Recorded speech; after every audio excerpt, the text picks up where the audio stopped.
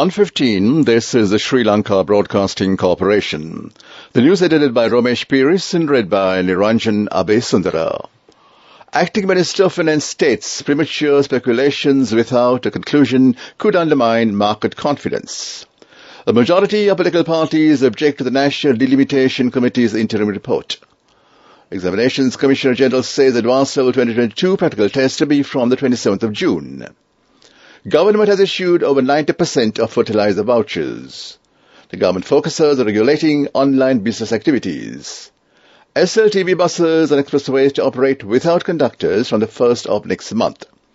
International Day to celebrate Father's Day is observed today. In national news, U.S. Secretary of State arrives in Beijing for high-stakes visit to China. Sports news, ICC Men's Cricket World Cup 2023, the Cricket World Cup qualifier gets underway in Zimbabwe. Acting Minister of Finance Shihan Semasinga has commented on recent fluctuations in Sri Lanka's banking and finance sector, warning that premature speculations without conclusion could potentially undermine market confidence. Taking to Twitter, the minister explained the process of domestic debt optimization is not finalized yet, and the progress is being made engaging with the island's creditors to debt restructuring efforts. He noted, however, that while the government remains fully committed to ensuring stability of banking and financial sector, owing to the sensitivity of the topic, premature speculations could likely affect market confidence in an adverse manner. Speaking on the ongoing discussions with Sri Lanka's bilateral creditors, State Minister assured that they are optimistic that the engagements will lead to a favourable agreement to achieve stability. State Ministry of Provincial Councils and Local Government has announced that all political parties have raised concerns regarding the interim report of the National Delimitation Committee. State Minister Janaka Vyakmara highlighted objections were based on the potential unfair treatment of certain groups resulting from the proposed consolidation of multiple divisions into a single division. Furthermore, majority of political parties expressed their preference for the local government elected and the old system rather than the proposed system, according to State Minister Vakkumbara. In addition, the State Minister mentioned that Parliament approval is anticipated for the proposal that will reserve 25% of the candidate list for youth representatives in the local government elections. The Examinations Commissioner General Amit Jayasundara said that the practical tests of the General Civil Examination Education Advanced Level Examination 2022 held in 2023 will resume from the 27th of June. Practical tests related to local and Indian dancers, music, oriental, engineering technology, biosystem technology will be conducted. Local Indian dance practical will be held from 27th of June to the 6th of July. Engineering technology practicals will be held from 12th to the 21st of June. Biosystem technology practicals will be held from the 29th to 31st of June. Admission card of the school applicants will be forwarded to the principals of respective schools, and the admission cards of the private applicants will be sent to the respective addresses before the commencement of the practical tests. Admission cards can be downloaded 7 days prior to the commencement of the relevant practical tests through the examination department's www.onlineexams.gov.lk. This news broadcast comes to you from the Sri Lanka Broadcasting Corporation. The Ministry of Transport decided to operate Sri Lanka Transport Board buses on all expressways without conductors from the 1st of July. Accordingly, tickets will be issued only at the beginning of the journey for the SLBC buses plying on expressways. The decision to issue tickets at the beginning of the journey has been taken after uncovering a racket where fake tickets were being given to 34 passengers on SLBC bus in the Southern Expressway from the Mathura-Markumbara journey, for which the ticket cost ₹1,200. Criminal Investigation Department already conducting the investigation into the incident. Ministry of Transport is also working to introduce e-tickets for all local buses and trains in the next 3 months. Like every year, Father's Day 2023 is celebrated on the 3rd Sunday of June. International Day, which falls on the 8th of June this year, is observed to honor our fathers or father-like figures in our lives. Father Day is a special occasion that aims to acknowledge and honor the often overlooked role of fathers in raising their children. The special day serves as a poignant reminder of the profound impact fathers have on our lives. They are the pillars of strength, the silent heroes who selflessly dedicate themselves to the well-being and happiness of their families. Father's Day is an opportunity to express our gratitude, love and admiration for these remarkable individuals who have shaped our lives in countless ways. That was local news. The main news story is brought to you by Siddhalepa Vedamahatmya. The Department of Agricultural Development announced that the government has already issued more than 90% of the vouchers for the purchase of fertilizer for the farmers this year. The Department of Agricultural Development has issued instructions to the agricultural service centers to issue vouchers, giving priority to the convenience of farmers in obtaining fertilizer. These vouchers are given to farmers for 20,000 rupees per hectare and 40,000 rupees per 2 hectares, depending on the amount of the land cultivated. Thus, a package of urea fertilizer, crop fertilizer, organic fertilizer can be obtained at one time according to its value. The Department of Agricultural Development noted that all these measures are taken with the aim of providing convenience to the farmers. Ministry of Agriculture has taken steps to reduce the price of a 50-kilo bag of urea fertilizer to 9,000 rupees from the 15th of June. That was the main news story. The main news story was brought to you by Siddhalepa Vedamahatmya. On to Watchlight, the number of dengue cases reported in the country this year has surpassed 45,000. According to the National Dengue Control Unit, Sri Lanka has recorded 26 fatalities linked to the dengue and 45,000 cases this year. Half of the dengue cases recorded in the country this year is from the Western Province. Meanwhile, over 60 emerging areas have been designated as dengue high-risk zones. National Dengue Control Unit and the Ministry of Health have been conducting awareness and dengue control programs across the country.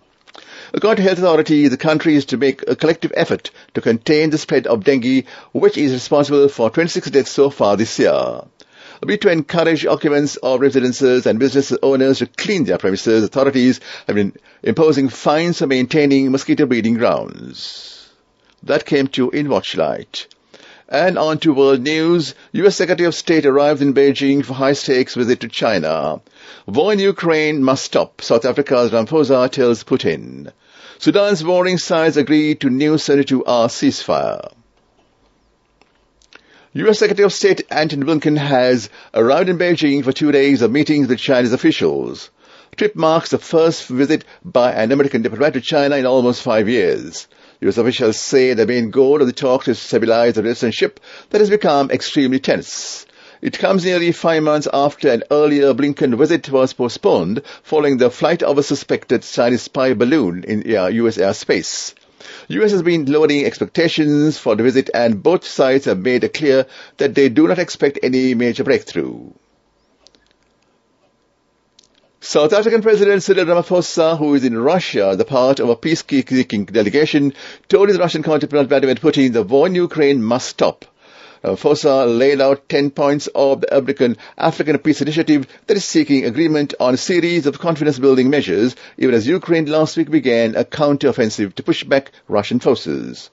Russian President Vladimir Putin interrupted opening remarks by African leaders seeking to mediate in the Ukraine conflict to deliver a list of reasons why he believed many of their proposals were misguided.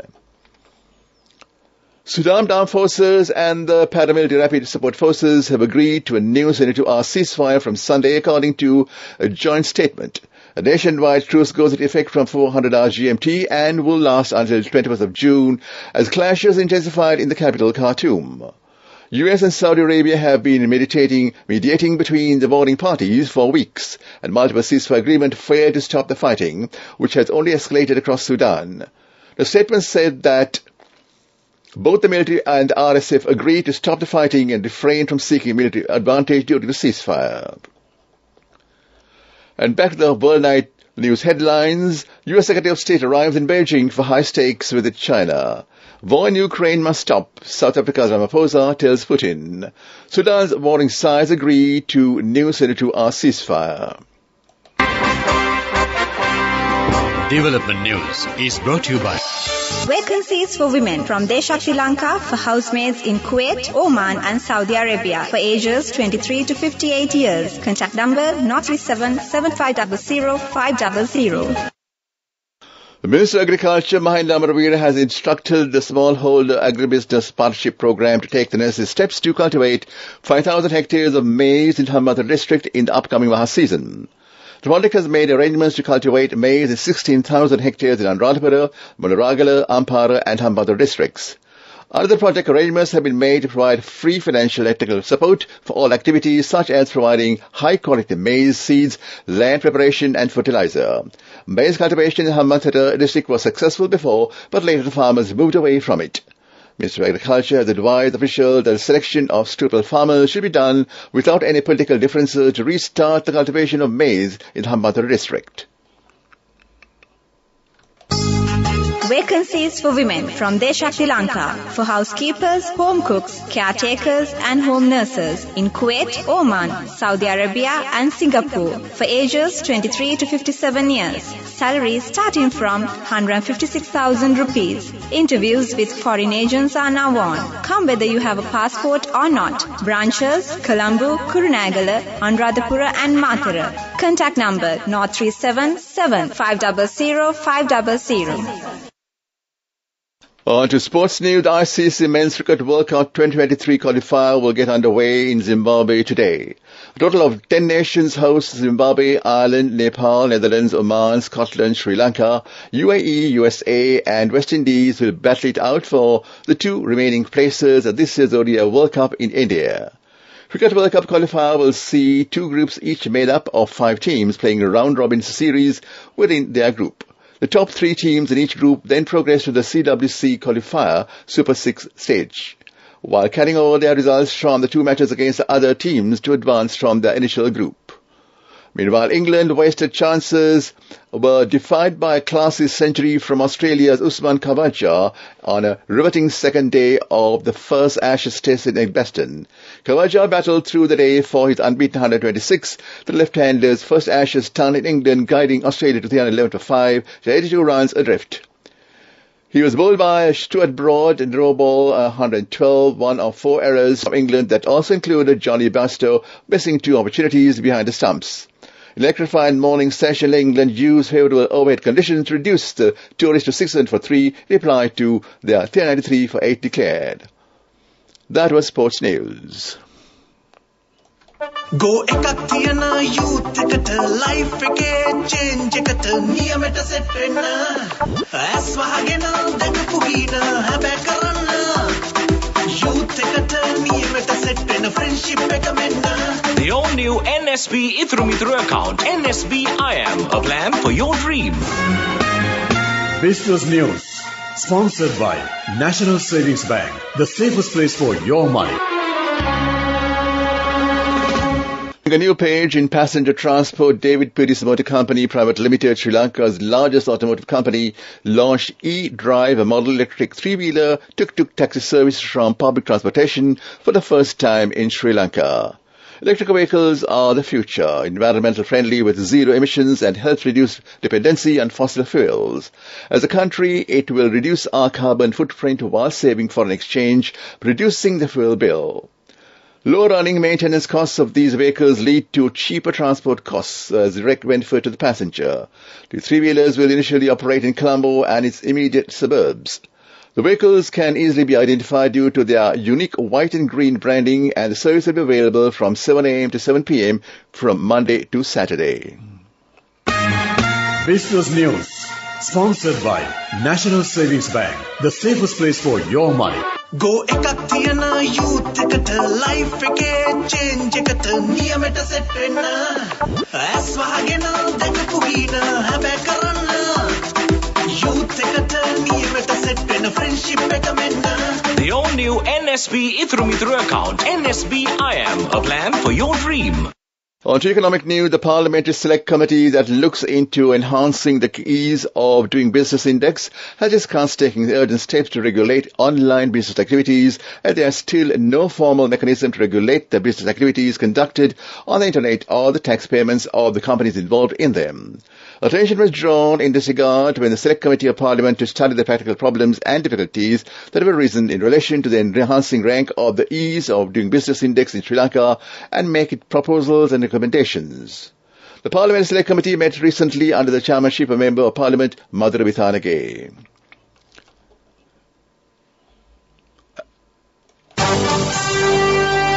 Weather report.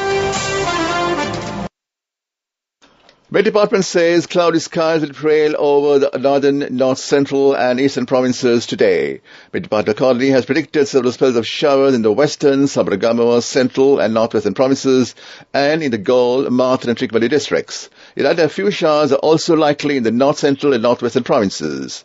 According to the Met Department, short thunderstorm showers may occur at a few places in the Uva province and in the Ampad and Bataclan districts during the evening or night. Meanwhile, strong winds about 40 to 40 kilometers are can be expected at times in the western slopes to central hills, north central province and in the Puttalam, Hambantota and Trincomalee districts. The public has been requested to take adequate precautions to minimize damages caused by temporary localized strong winds and lightning during heavy thunder showers. And back to the headlines of the news. Acting Minister of Finance states premature speculations without a conclusion could be undermine the market confidence. A majority of political parties object to the National Delimitation Committee's interim report. Examinations Commission General says advancement 2022 practical test will be formed the 27th of June. Government has issued over 90% of fertilizer vouchers. Government focuses on regulating online business activities. SLBC buses on expressways to operate without conductors on the 1st of next month. International Day to celebrate Father's Day is observed today. In national news, U.S. Secretary of State arrived in Beijing for high-stakes visit to China. Sports, the ICC Men's Cricket World Cup 2023. Cricket World Cup qualifier gets underway in Zimbabwe. With that, we end the afternoon news.